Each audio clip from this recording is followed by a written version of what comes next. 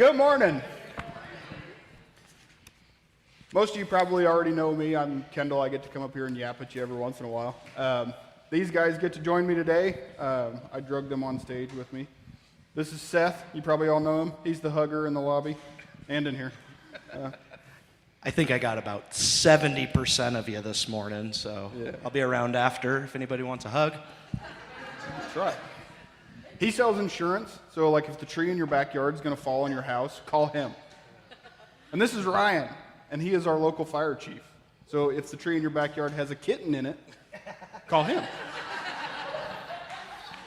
We'll do what we can. Do what we can, that's right. I'll say the same thing. We'll do what we can. So we get to continue on this series of stories Jesus told. So I'm going to let these guys kind of take the floor for a little bit and tell us part of their story of what brought them to God and what brought them to connection. So I first of all want to say I really wanted to start the sermon with juggling and Ryan eating hot dogs fast or something like that, so Kendall could come in and say, not that kind of talents, guys, right? But anyways, so I'm not sure how many years I've been at Connection, 8, 9, something like that, I'm not sure. Before coming to Connection, I grew up until 16 or so going to church. I knew who God was. I was familiar with some scripture, but I saw him as just wrathful, just something to be fearful of, condemnation and that kind of thing, and I walked away for quite a few years. Later on, having a family, I went church shopping, found Connection, and learning about grace and hope, mercy, love. It changed my world. Jesus changed my world because of that. Not that wrath isn't untrue, right? But like most things, there's a balance. And so that's when I had a heart change. So like Kendall said, I've been in the fire service for going on 22 years, and I've always considered myself a believer. But with my job comes a lot of the worst of humanity. And I had a lot of questions. Some of those questions still exist today. But in January 2025, I lost a really good friend and coworker to occupational cancer. And while I was gone for 3 weeks back home in Virginia, my wife came to this church and said, hey, we need to go. So she flew out. We went to Chris's service, and spending that time with Chris's wife and kids, family, and his pastor, Chris wanted one thing in his service, and that was to draw people closer to God. And his pastor delivered the most powerful sermon I've ever heard. And from there, I came here. And September, I got baptized here. This is the church that I call home. And even though I'm young in my journey, man, it's changed my life, and I still have a long ways to go, and I think it's one of those journeys that'll never end. But I'm grateful to be here. I'm thankful to have the opportunity to speak with everyone today, and I look forward to digging in. One thing I forgot to ask first service, the fun question. The fun question. Yeah, you did forget that. I did forget that. I thought about it all week too. So, what is the one toy growing up that you always wanted that your parents never got you? I was spoiled. Clearly. Yeah, I got pretty much everything. I mean, I wanted every Nintendo system that came out, and that generally didn't happen. Yeah. So I guess I'd roll with that. So I'm sure there was something that they didn't get me, but I forgive them. Yeah. For me, it was anything with an engine. Go-kart, motorcycle, dirt bike. I wanted something. Yeah. And I'm still obsessed with engines to this day. So we're going to be continuing on in Matthew. We're going to be the parable of the talents. It is on page 830 in the Black Bible, so I went and looked. Be in Matthew chapter 25, 14 through 30, if you got your own Bible. Give you guys a minute to thumb through there.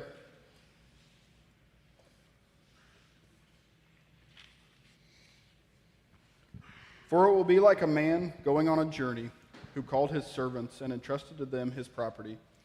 To one he gave 5 talents, to another 2, to another 1, each according to his ability. Then he went away.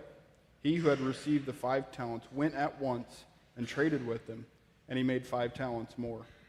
So also he who had the 2 talents made 2 talents more. But he who had received the 1 talent went and dug in the ground and hid his master's money. Now after a long time the master of those servants came and settled accounts with them. And he who had received the 5 talents came forward, bringing 5 talents more, saying, Master, you delivered to me 5 talents. Here I have made 5 talents more. The master said to him, Well done, good and faithful servant. You have been faithful over a little.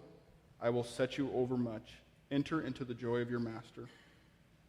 He also who had the 2 talents came forward, saying, Master, you delivered to me 2 talents. Here I have made 2 talents more. His master said to him, Well done, good and faithful servant.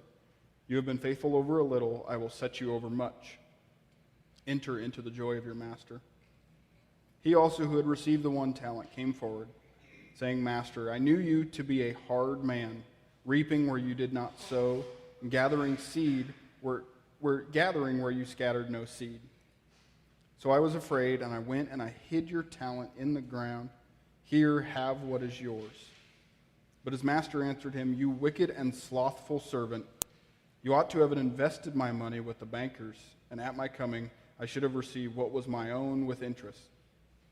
So take the talent from him, give it to the one who has 10 talents. For to everyone who has, more will be given, and he will have an abundance. But from the one who has not, even what he has will be taken away. And cast the worthless servant into the outer darkness. In that place there will be weeping and gnashing of teeth. I think something important to point out right away is this word talents. And we read the word talent in 2026 America and we think skills or abilities. This was a sum of money in that day. And it was equivalent, my footnote in my Bible says a monetary unit worth about 20 years' wages for a laborer. So if you think about like the 5 talent, that's 100 years' wages. What could you do with 100 years of your annual wage? But this also, it's not just about money. This covers the talents as in gifts. This covers your families. This covers your jobs. This covers everything that God has given to you. This talent is used as a representation that God is gracious to you. He's given you more than you need for the kingdom, and it's your responsibility to go out and use it. So as we look into this, I'm going to ask 3 main questions, and it's the same 3 questions that I use for all my Bible studies, whether I'm in a group or by myself. The first question is, what does this say about God? Sure. I also thought it was important to hit on the historical and cultural context of what's going on here, as it was a great discussion when we first started talking about this. Is in those days where you couldn't just hop in a car or use your cell phone and be connected at your hip with your cell phone or email, whatever it is, it was the norm for these masters to entrust with their servants their money with the expectation that when they come back, there will be some sort of return. So that was a big sticking point for us initially when we were talking about this, is why would he give them all that money and expect them to go risk it all, with the possibility of losing it? So there's that. But I think what this says about God is he entrusts us all with different things: gifts, abilities, opportunities, resources, responsibilities, all of the above. He doesn't give everyone the same amount, though. But what he does give us is meaningful. And what we do with that is even more meaningful. He expects us to work with what he gives us, no matter how big or small, to faithfully invest it back into his kingdom. And we all have that responsibility to do that. Yeah, doubling down on that. So I think it shows us God is generous, right? The master leaving the servants with great responsibility. God is patient, right? This master leaves, and there's time to steward what was entrusted. And God will return. The master returns, and he settles the accounts. And that's going to happen. Accountability matters. I think our view of God shapes our response to him, kind of. And I was telling you about, a little about my story and how I grew up and was very fearful, not out of reverence, but just fear. And so when the third servant says, I knew you to be a hard man, so I was afraid. So the servant's distorted view of the master produced inactivity, right? And so just for me, relating to it in that way, making sure that we are active and not lazy or not stewarding these things well. That was part of my story. Is like before I call myself a believer, I kind of looked at God as like this holy parole officer. He was just looking for you to do something wrong so he can send you to hell. And that was the way I kind of thought about God for a long time until I was 24, 25, and I kind of got back to church and came to Christ for real. He's going to reward faithfulness and initiative. I think the fear and the misconception that the third servant made about the master was disproven. The master rewarded those other two servants, and he didn't expect to double what he gave them, because he told the third servant, if I could have just had what was mine plus interest. He was just looking for a return. He was looking for initiative. He wanted him to go out and do something with it. That was the expectation. And God expects all of us to take what we have, no matter how big or small, and put it to work. Not for us. It's not for us. It's for him. And he will reward that. I think one of the things to point out in here is when the master comes back, it's well done, good and faithful servant. Not well done, good and fruitful servant. He doesn't expect us to go out and conquer the world. He just expects us to be faithful with what we have been given and make that return. Make that effort. Everything we have is his. It's been hit on multiple times just since I've been coming here. Everything that we have been given is his. And it is our responsibility to be good stewards of what he has given us, to bring people to the kingdom, to grow the kingdom. Right? We are all here to serve him. I think when I first started coming around, we were doing a sermon series, Arrows. And when Pastor Mike had said that our children aren't ours and that we're just stewarding, man, I struggled with that for a while. It's one of those things. Our kids are one of those things. It's like, well, that is mine, right? But man, did that make me think. Even our own kids aren't ours, but it's our responsibility to steward them. And so that was powerful, very powerful. So as we jump to the next question, question 2 is, what does this say about people? What does it say about us as men, as husbands, as wives, what does this say about you? And what does this say about humanity as a whole? Well, we're stewards, not owners, and we've discussed that, right? To manage what we're entrusted to. I think that we usually tend to one of two extremes: fear or consumer Christianity. What is God going to do for me, kind of thing. And I think when we come in the door initially and we're broken, I think whatever brings us in here, that's what was supposed to be. That was his plan. There comes a time though where we need to step up and pass it along.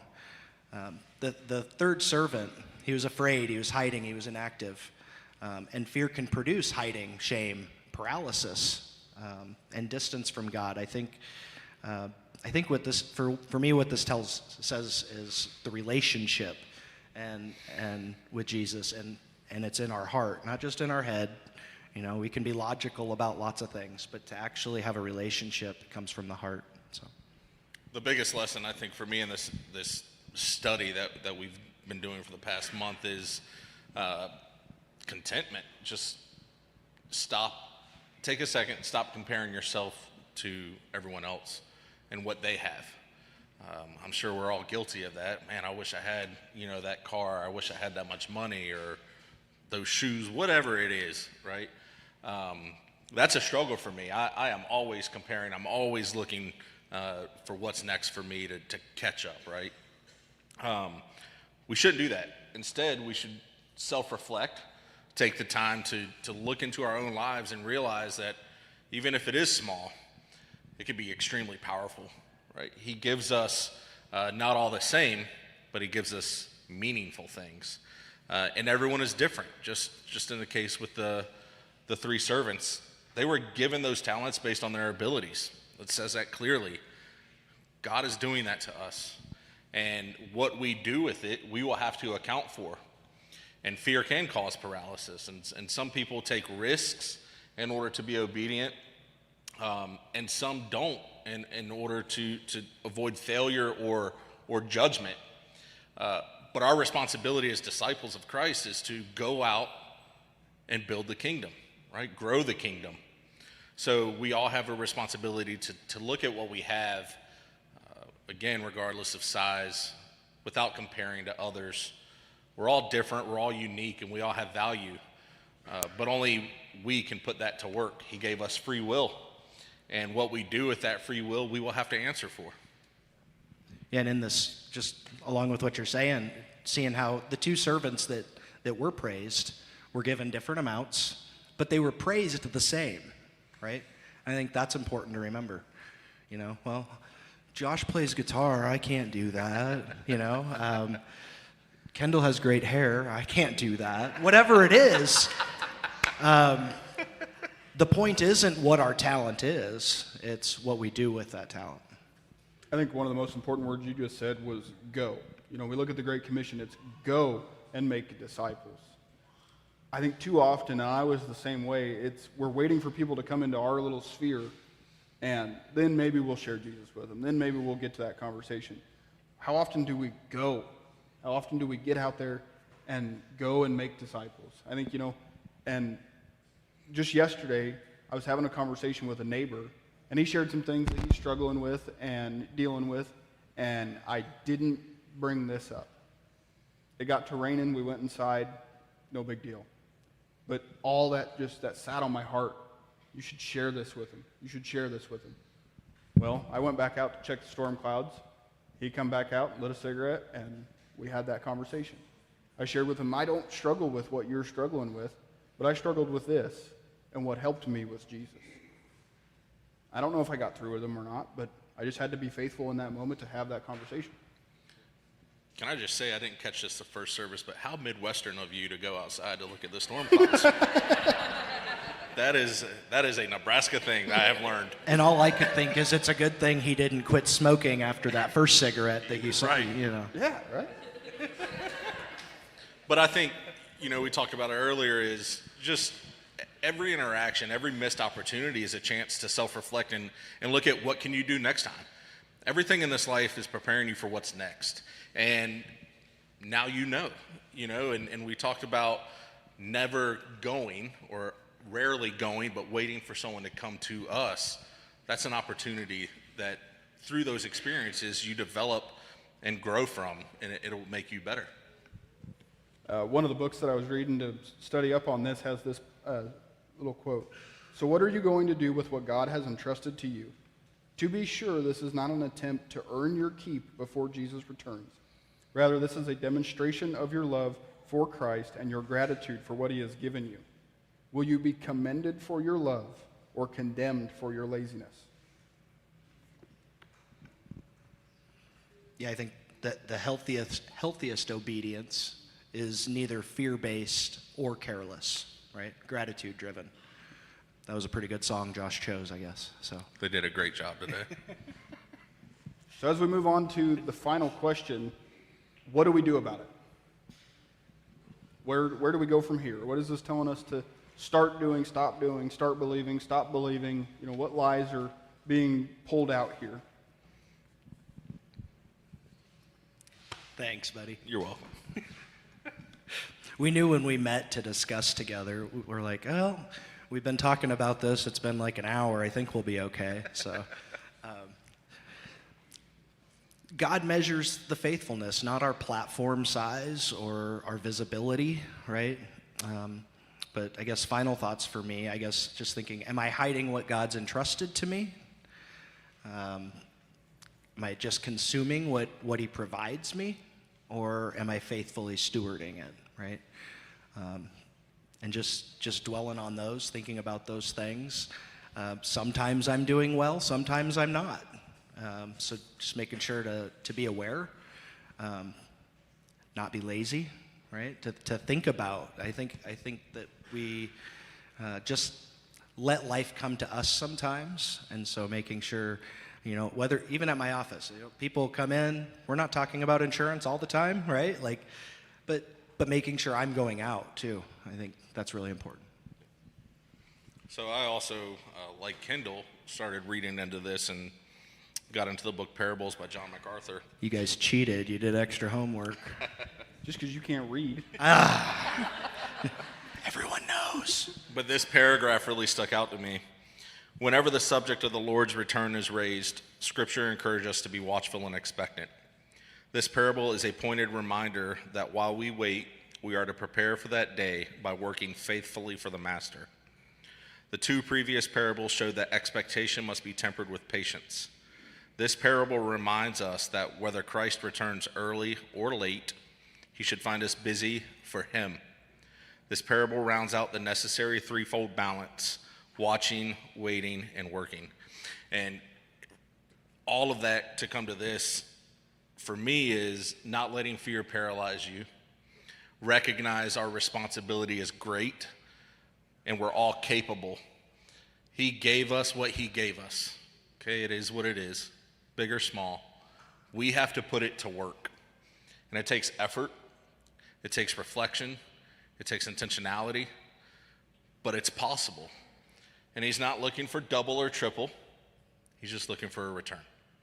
And it's upon all of us as believers to give him what is his, because everything we have is his. So live knowing that there will come a day that we have to give an account. We're going to be held accountable for what we did with the things that he gave us. It is his kingdom. We are here to grow it. So what's this saying specifically to you? What's Ryan's next step? What's Seth's next step?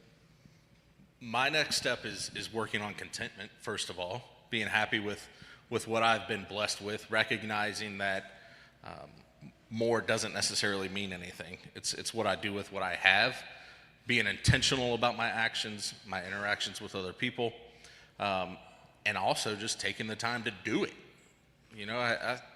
I love watching TV and enjoying my mortgage, but getting out and doing something with what he has blessed me and my family with.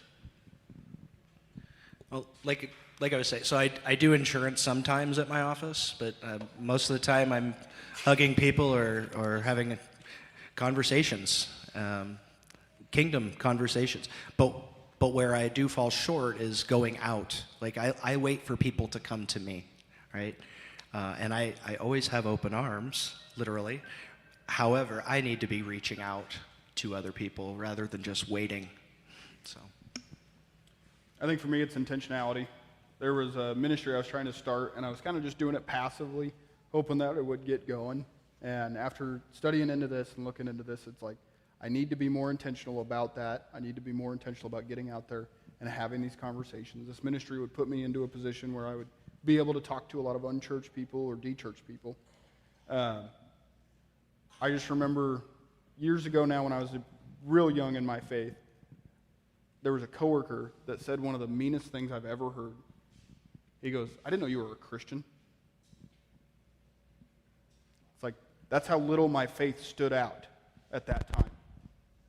I didn't know you were a Christian. I didn't know you went to church. Is there anybody in your life that would answer that way? If so, you're probably not risking what he's given you to keep going, to keep growing the kingdom. Any final thoughts, guys? I'll be right outside those doors if you didn't get your gift from me yet. Thanks. I appreciate the Thanks, opportunity everybody. to be up here. It was an experience for sure. Thank you. Give these guys a hand for thanking them, coming them up.